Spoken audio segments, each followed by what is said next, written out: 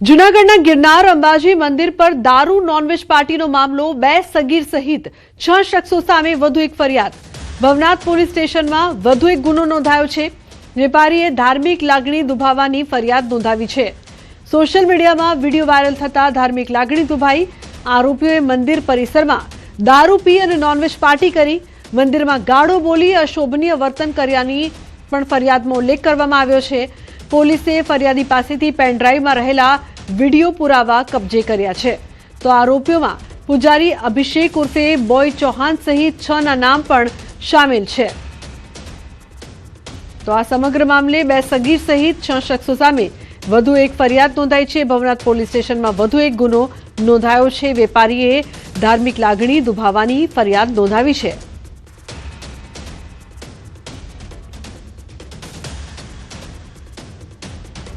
મહેસાણાના રાધનપુર રોડ પર પિઝા શોપમાં આગ લાગવાની ઘટના બની છે।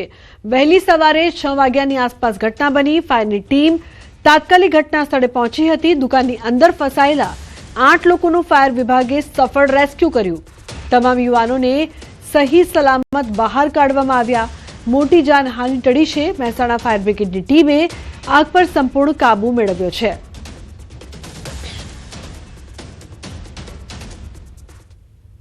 તો રાજકોટમાં આરોપીના ઘરેથી મળી આવ્યો છે ગાંજો। રિમાન્ડ પર રહેલા આરોપીના ઘરેથી ગાંજો ઝડપાયો છે। 10 લાખની કિંમતનો હાઇબ્રિડ ગાંજો મળી આવ્યો છે।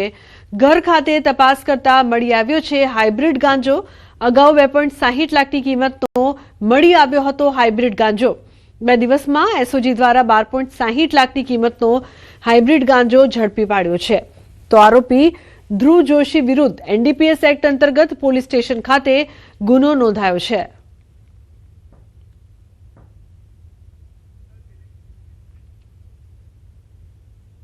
अन्य समाचार की बात करिए तो वेरावळना नावद्रा गामे पोलीसना दरोड़ा।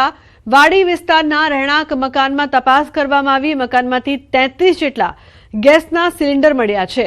તો ગેરકાયદેસર રીતે વેચાણને લઈને કાર્યવાહી શરૂ કરવામાં આવી। પ્રભાસ પાટણ પોલીસે સિલિન્ડર્સ જપ્ત કરીને કાર્યવાહી આરંભી છે। તો નાવદ્રા ગામે પોલીસ દ્વારા દરોડા પાડવામાં આવ્યા છે, જેમાં ગેસ સિલિન્ડર મળી આવ્યા છે। વાડી વિસ્તારના રહેણાંક મકાનમાં તપાસ કરવામાં આવી। મકાનમાંથી 33 જેટલા ગેસના સિલિન્ડર મળ્યા।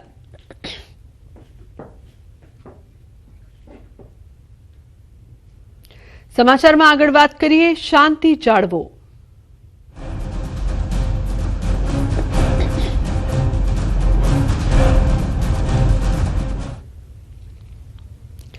બનાસકાંઠા જિલ્લાના ઓગણમાં બબાલ ઉણ ગામે જૂથ અથડામણમાં પોલીસ પર પથ્થરમારો કર્યો। એક સમાજના યુવાનોએ પોલીસ પર પથ્થરમારો કર્યો। 4 પોલીસ કર્મીઓ આ હુમલામાં ઘાયલ થયા છે। મોટી સંખ્યામાં પોલીસ કાફલો તૈનાત કરાયો છે। તો સમાજની દીકરીએ ઉણ ગામના અન્ય સમાજના યુવક સાથે લગ્ન કર્યા હતા। સમાજની દીકરીને પાછી લેવા માટે ઉણ ગામમાં પહોંચીને તોડફોડ કરી હતી। દીકરી પાછી લેવા ગયેલા લોકોએ अन्य समाजना घर पर पण पत्थरमारो कर्यो हतो। उल्लेखनीय छे के 35 થી 40 હુમલાખોરોની અટકાયત કરવામાં આવી છે। આ સમગ્ર ઘટના એક સમાજના લોકોએ ઘર અને ગાડીમાં તોડફોડ કરી હતી। દીકરીને પાછી પરત લાવો તેવી વાતની સાથે તોડફોડ કરવામાં આવી। चौधरी समाज અને રબારીયાનો ઝઘડો છે। એમની દીકરી જતી રહી છે એટલે આ લોકોએ સીધો આવીને પથ્થરમારો ચાલુ કરી દીધો અમારા ઘર ઉપર। હું દરબાર છું, અમારે પટેલ અને રબારીયાને શું લેવા દેવા।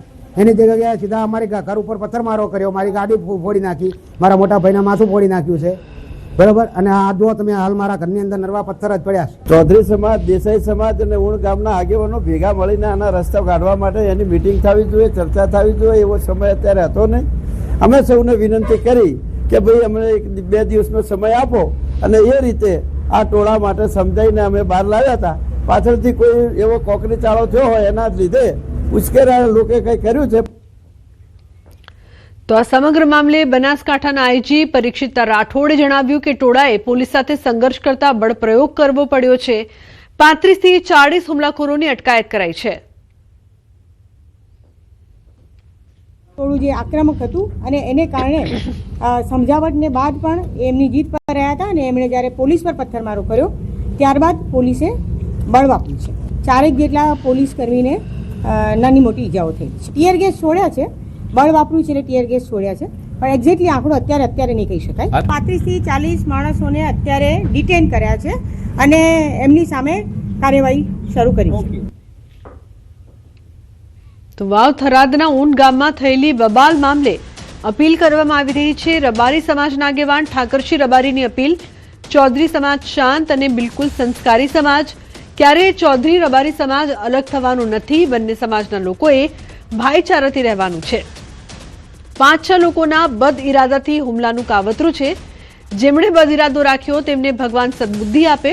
ઠાકરસિંહ રબારીએ સમાજના યુવકોને અપીલ કરી છે તો યુવાનો ઉશ્કેરાઈને શાંતિ દોડવાનો પ્રયાસ ન કરે. સમાજના વડીલો જે નિર્ણય લે તે માન્ય રાખવા અપીલ કરવામાં આવી.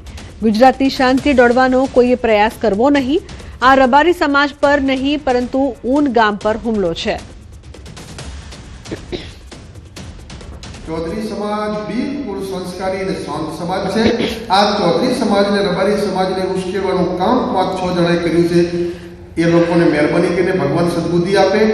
ગુજરાતની શાંતિ દોડવાનું ઈરાદાપૂર્વક જેણે આ સંમેલન બોલાવ્યું છે એ બદ ઈરાદાથી બોલાવ્યું છે.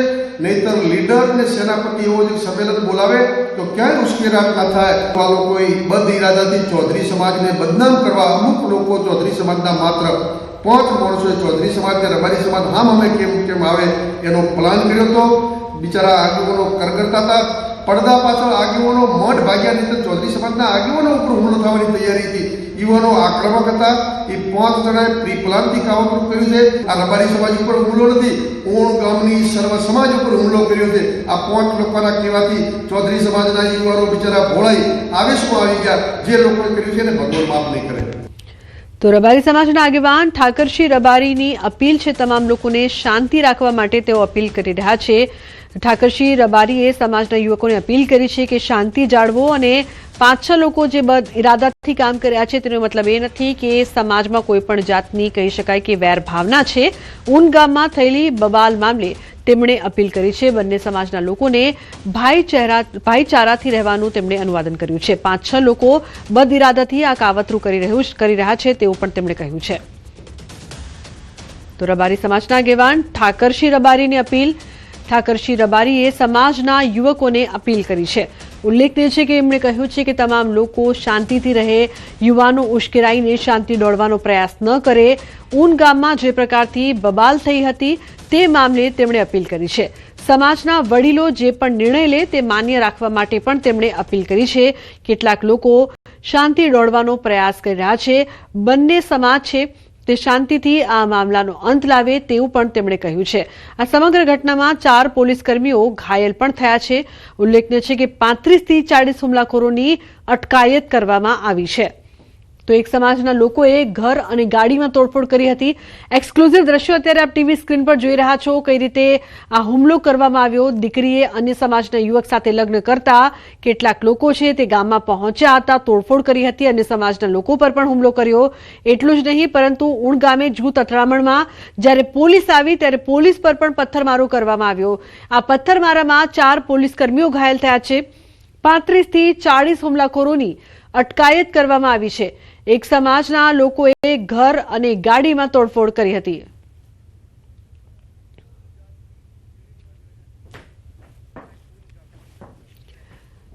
તો ઊણ ગામથી સંજય લાઈવ જોડાયા છે ઘટના સ્થળેથી.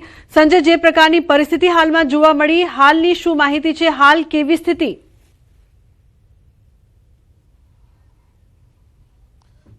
બિલકુલ લુબના બનાસકાંઠાના ઓગળનું ઊન ગામ છે અને હાલ હું એ ઊન ગામના સીધા દ્રશ્ય આપને બતાવીશ કે ગઈકાલની જે ઘટના બની હતી, 2 સમાજના વચ્ચે જે જૂથ અથડામણની જે ઘટના બની હતી અને તેમાં જે પથરાવની ઘટના બની હતી, મોટી સંખ્યામાં એક સમાજના લોકો જે છે તે ગામ પર પહોંચ્યા હતા અને ગામમાં જે તે પથરાવ કર્યો હતો. અત્યારે જે પથરાવની ઘટના બની ત્યારબાદ મોટી સંખ્યામાં પોલીસનો કાફલો જે છે તે અહીંયા ગામમાં તૈનાત કરી દેવાયો હતો. અત્યારે પણ અલગ અલગ જગ્યાએ જે છે તે પોલીસ ના જવાનો જે છે તે તૈનાત કરવામાં આવ્યા છે. આપ જે દ્રશ્ય પણ જોઈ શકો છો કે જે પથરાવની અને પથ્થરમારાની જે ઘટના બની હતી, હજુ પણ જે તે ઘરો જે છે તેઓની આસપાસ જે પથ્થર જે છે પડેલા નજરે પડી રહ્યા છે અને જે ભારેલા આગની જેવી પરિસ્થિતિ જે ગઈકાલે હતી અને અત્યારે પણ પરિસ્થિતિ જો કે નિયંત્રણ હેઠળ છે. પોલીસ જે છે તે સમગ્ર જે ઘટના બની હતી પથરાવ